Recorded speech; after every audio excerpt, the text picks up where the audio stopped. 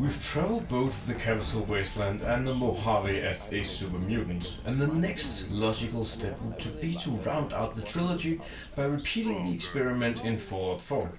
But that's not gonna happen. For one, I really dislike Fallout 4. I don't hate it, I just dislike it. And I think it's really boring, and my experience and level of enjoyment playing the vanilla game can be summed up like this.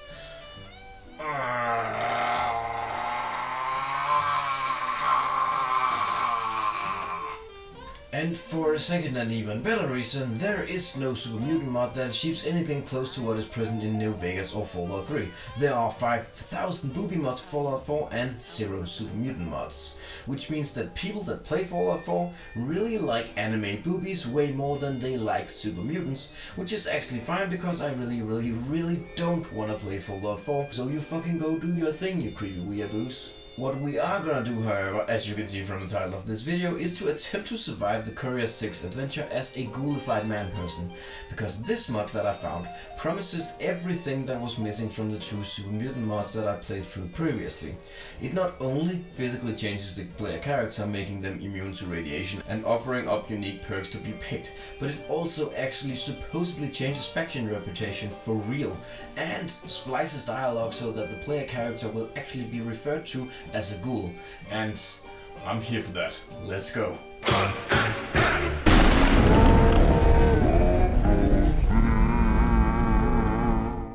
Alright, so I started the game, skipped the cutscene, named our ghouly man Burnface because Burnface is a ghoul, and then I created a sexy burned appearance to accompany and explain that moniker. I then put all the spare points into luck because it's kind of become my favorite stat in these playthroughs, and I'm terrible at min-maxing characters, and then I slapped my way through Doug Mitchell's dialogue, stole everything from his house that wasn't nailed down, and stepped outside and experienced the majesty of the New Vegas wasteland. What to do now? Well, obviously we need to go see Sonya and do the tutorial, and so Burnface does that. Heading back inside, we of course walk into Trudy having an argument with Joe Cobb, and then I thought to myself, I usually wait for Joe Cobb to leave and then I shoot him, but what if I shot him while he was talking? Will that do something, and will I accidentally also shoot Trudy because I'm holding a shotgun? While contemplating that decision, Burnface shot Joe Cobb's stupid head off and sprayed Trudy with his brains, and I learned that Burnface is pretty good with a shotgun, and that shooting Joe Cobb during dialogue shaves off a couple of seconds off a playthrough, so that's good. Burnface then rounded up the town to make a last stand against Joe Cobb's friends, and then he soloed the gunfight with 4 sticks of dynamite, and then I thought, what if we also made this a playthrough where I only do explosives? And so I stopped using every other gun and then only used explosives from here on out. And I never regretted that decision at any point whatsoever, and I did not stop doing it later on. I promise.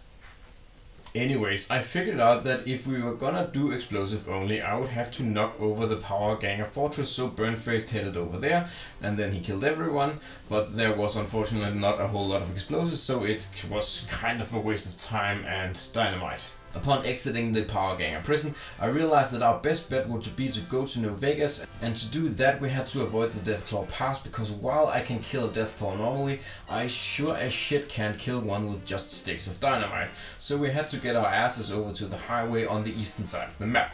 As we were making our way there, we stumbled upon Hidden Valley, and I remember the thing about the unique ghoul dialogue, but then Burnface couldn't figure out how to get into the bunker, so we just kind of left and continued our trek to the eastern highway. On the way there, we came across Mo the Giant Centaur and put him out of his misery. This is, by the way, the only combat encounter I can think of where long stick dynamite isn't absolutely fucking worthless. After looting the corpse of a Brotherhood of Steel member that Mo had been gorging on, we were then accosted by Neil, who actually referred to us as a ghoul, and... This is a dangerous place, Ghoul. That is very cool! We're definitely gonna overthrow its habitat, but we'll need some speech skill to convince Neil to do that. And some levels, because being a ghoul is certainly not as easy as it is being a muty man. After speaking to Neil, we got attacked by another super mutant, and during the heated battle we managed to piss Neil off, but I hoped that leaving him alone would de-aggro him, so we made a run for the hills. During our run, I found out that the stupid moped helmet isn't worth shit, as a super mutant took a pot shot at Burnface and hit him square in the temple and crippled his head for the 100th fucking time. Seriously, how the fuck do you avoid head injuries? Like, please tell me in the comments, I beg you. Every doctor's bag I've used in these runs has been because of a head injury, and I can't count how many hours I've spent in this game being head crippled because I was out of fucking doctor's bags and nowhere near a doctor. Anyways, we made our way down from Black Mountain, fought some fiends, went inside a building to drink toilet water to get health back, then went outside and killed some more fiends, and while all of that was happening, quit that explosive only bullshit and started blasting some guns. Until I realized that Burnface's gun skill was 17 and he couldn't hit the side of a fucking barn, and I reverted back to the grenade launcher until I at least had the next level up. Crippled from head to toe, Burnface limped his way over to the gun runner's little shop, and we bought a battle rifle and a bunch of 40mm grenades that we were gonna use for something. Thinking that I needed a few more grenades, I killed this scummy dealer outside Mick and Ralph's and bought some more grenades and some 308 ammo from them. Then I patched up Burnface at the old Moment Fort, and then I stopped by the Van Graff to pick up a few things, and I think this has probably been the easiest Van Graff assault so far.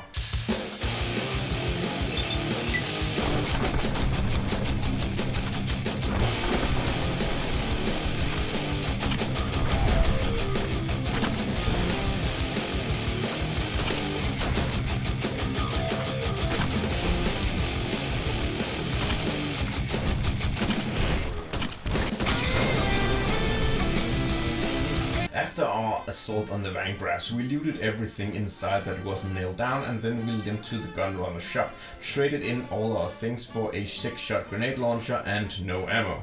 After the transaction, I realized that the reason I was even knocking over the Van Graffs was that I needed money to get into the strip, and we just managed to spend all our cash on the grenade launcher without any ammo in it. Great. But then I realized I put 10 points of luck into Burnface, and this is New Vegas. We can gamble our way to the best equipment in the game. And so we did that. First we cleaned house at the Silver Rush, passed a credit check to get into the strip, then the Gomorrah inside the strip, then the Ultra Lux, and lastly the Tops, where we had to do some clever maneuvering to avoid Benny. With 36,000 caps in our pockets, we went and bought an anti-material rifle and all the 25mm and 40mm grenades plus ammo for the anti-material rifle and the battle rifle, and then we entered the top and told the greeter to shove it when he asked for our weapons, and then we went to absolute town on the chairman and that little bitch Benny.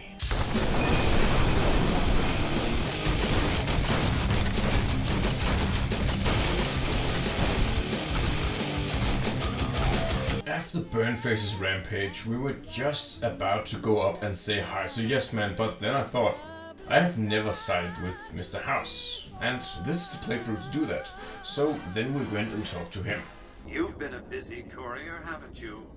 You take your obligation to deliver a package very seriously. So, Mr. House absolutely sucks.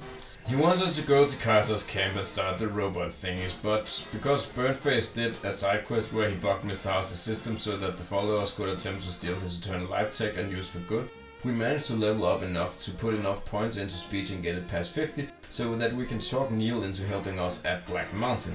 So we set course toward that destination, as it is on its way to Kaiser's camp anyways. So on the way there we experimented with some of the anti-material rifle ammo against some deathclaws, and fuck me am I digging this high-tech sniper style of play. This is awesome. I'm gonna clear out all the casinos and buy this thing every time. This is so fucking fun. I think the idea of talking Neil into helping with Black Mountain is that you're gonna be sneaking up to Black Mountain and assassinating Tabitha so that the Gen 2 Nightkin will follow Neil peacefully. But explosive ammo sniping was just too fun, so basically everything was dead before I made it to Neil because I took a shortcut to his location that had me go down the mountain instead of up the mountain. And I probably couldn't have done the quest that route is intended to anyway, as Neil seems to have gotten a boo-boo from our previous encounter when I shot him in the leg with a shotgun so I could run away from him. And that injury seems to prevent him from performing the distraction moves that he usually performs when he lures the Nightkins away. Not that I mind though, because boom boom boom baby!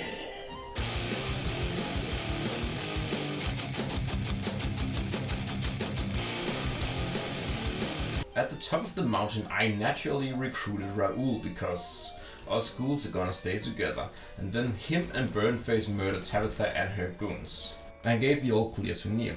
He's unfortunately gonna have to stay here and direct any stragglers that might come here to go to Jacobstown, which is definitely a destination we are gonna visit later. But like with Neil, we need a certain level of speech before we can get anything but the bad ending in the Jacobstown quest. So Raoul and Burnface then set course for Cottonwood Cave, so that we could go talk to Caesar. But on the way there, tragedy struck, and RNGesus turned his back on our party and cursed us. Burnface, despite being untouchable due to Kaiser's invitation, still got a Legion assassin squad sent after him, and during the firefight, Raoul died. This made me realize something. Fuck Mr. House and his wish to leave Kaiser alive. Novak is right over beyond that ridge, and we're gonna have to go there, go help Boone kill that old lady that sold his wife to the Legion, and then we're gonna team up with Boone and assault the Legion and take them the fuck out.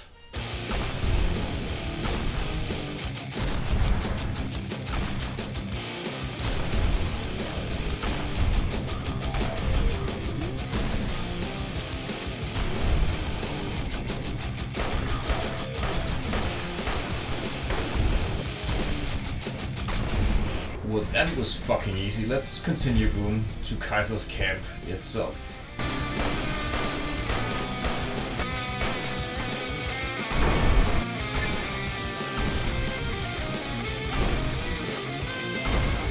This is cool as shit. Teaming up with Boone to go on a suicide revenge mission.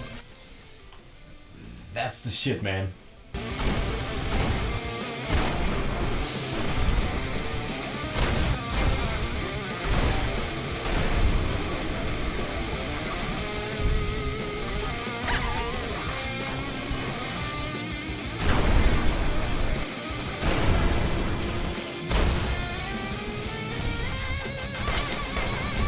Alright, so we killed Kaiser and cleared out the rest of the camp, and then we went to the robot facility to boot up the robots from Mr. House, and then...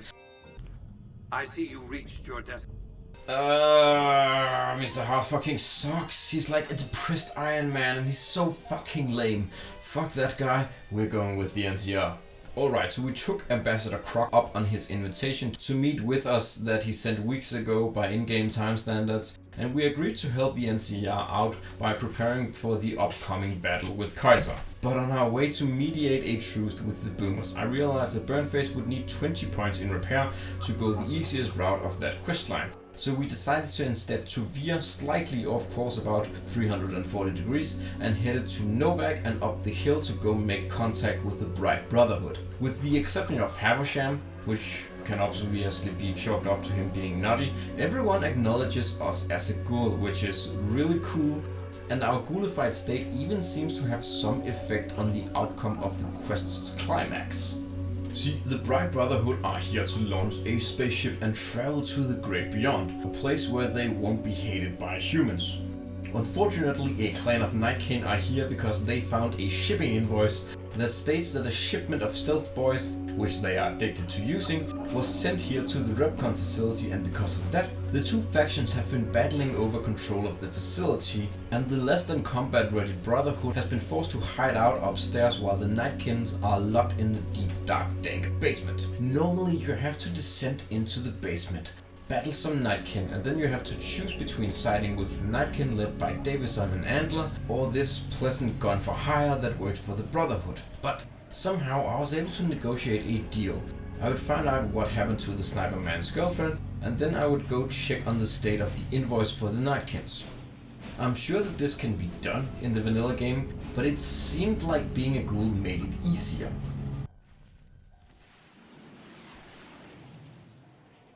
And as we saw the rockets awkwardly take off, I was in a good mood. This is a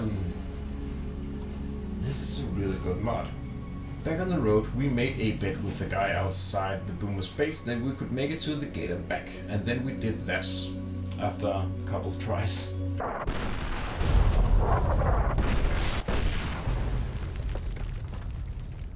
Inside the boomer space we did the usual. We stole solar panels from the NCR, killed some ants, took a tour of the museum, helped a teenager get some ginger snatch, and then we raised a plane from the bottom of the sea. Naturally, after brokering this particular important alliance for the NCR that will somehow sway the outcome of the upcoming battle, they sent us to find out why people are getting beat up in a slum in Freeside. So we went there to find out what was happening. The way to go about this is to naturally talk to the king and then do a favor for him to start earning his trust. Normally you would do this by agreeing to spy on Oris, a bodyguard that works in Freeside. And normally you would pretend to hire Oris, find out that he was a fraud who hires homeless people to get them to act like they are attacking him so he can defend you, so you'll pick his bodyguard services the next time you are in Freeside, because he can gun down dozens of bare-armed homeless folk, or you can just shoot him in the face with the 50 cal sniper rifle. Next, we need to go find out why the NCR was beating people up, and we did that by finding out that they weren't exactly blah blah blah. The NCR sent a guy to talk to the king when they first arrived in Freeside. The king's second-in-command Pacer beat that guy and didn't tell the king that the NCR came to him, and this is why there are hostilities. Burnface and I fixed that and brokered a truce, and then we went back to Crocker.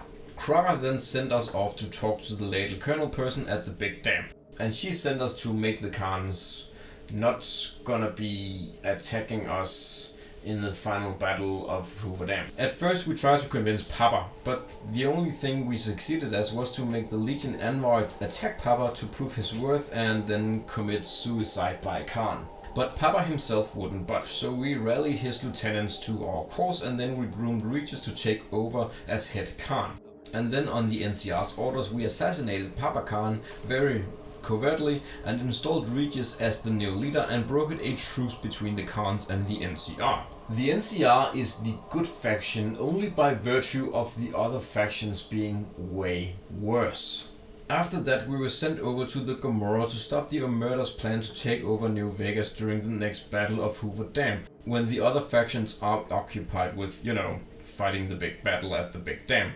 Despite a little distraction, twice, we can go right over here, baby. Burnface and I managed to turn one of the higher up Omertas, and we coerced a gun runner to blow up all the stash guns that the Omertas had laying around.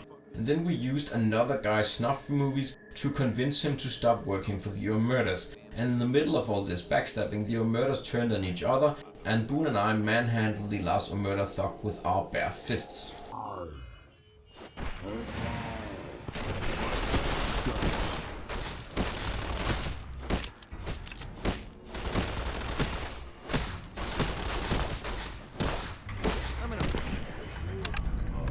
The final faction we need to deal with on behalf of the Good Bear faction was the Brotherhood of Steel.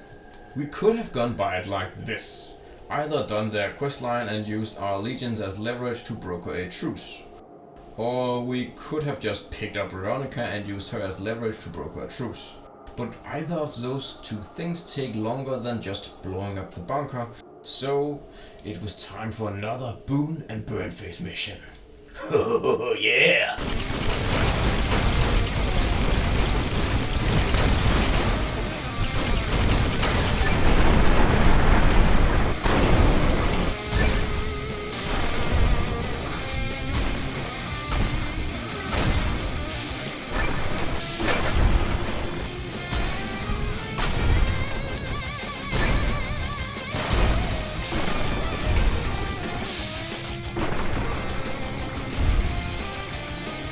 With every other faction either allied with the NCR or dead, we returned to the dam and averted 2 assassination attempts on President Kimball.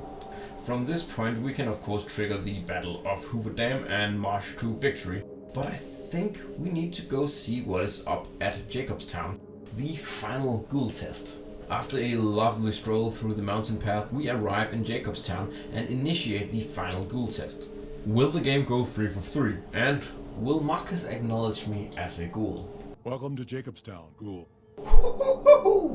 Yes!